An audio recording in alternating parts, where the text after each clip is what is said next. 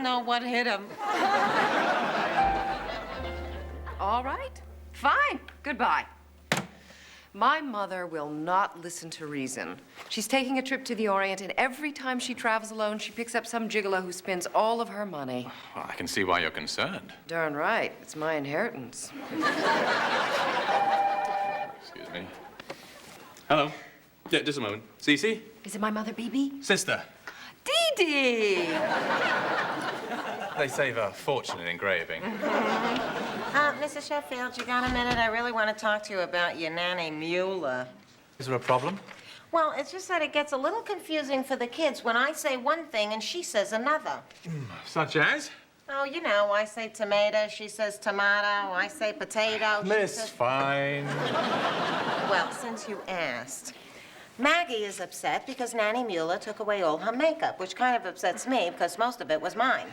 Well, she is only 14. And every time Brighton cracks a joke, she's sending him off to boarding school, which, if you ask me, at his age, could screw any kid up for life. And I was sent away to Eton at precisely his age. Uh-huh. Miss Fine, considering your limited experience in this field, maybe you should take advantage of this visit. Pick up a few tips from an old pro. Well, who is she? Arnold Palmer?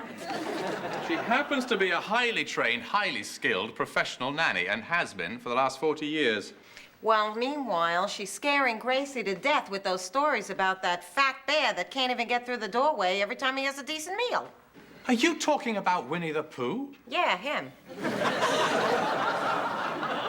And who in his right mind would call a boy Winnie, let alone the Pooh? Most children love those stories. Far be it from me to poo-poo the Pooh. But in case you haven't noticed, Gracie is not most children. She likes a good thriller. We're right in the middle of a firm. What's the matter, Nanny Fine? Nanny Mueller giving you a run for your money? You got a piece of parsley right over there. For heaven's sake. I think Nanny Mueller is marvelous.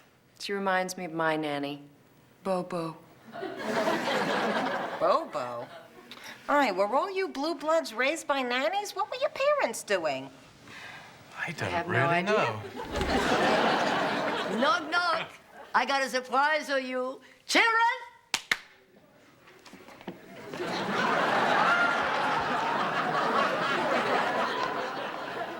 Wow, if it isn't the Von Sapp family. I had a sailor suit just like that. Parsley's over here now. Fran, I can't go outside in this. Somebody will kick my butt. Sweetheart, I'd kick your butt. Excuse me.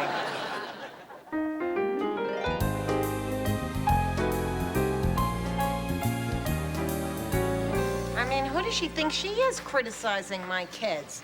They're happy, normal kids. Gracie, stop staring up at the sun. You know, last night I found Eduardo in bed with my sister. 20 years I gave him that man. Yo no sé qué voy a hacer, ese hombre me está oyendo. Lupe, we dealt with your problems last week. Can I get a little support here? Meanwhile, that Mueller's got those kids dressed like Huey, Louie, and Dewey. And she's got the nerve to want me to wear a uniform.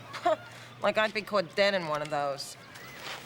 Well, on you guys, it looks great. And I guess those hairy legs are a big hit in Europe, too.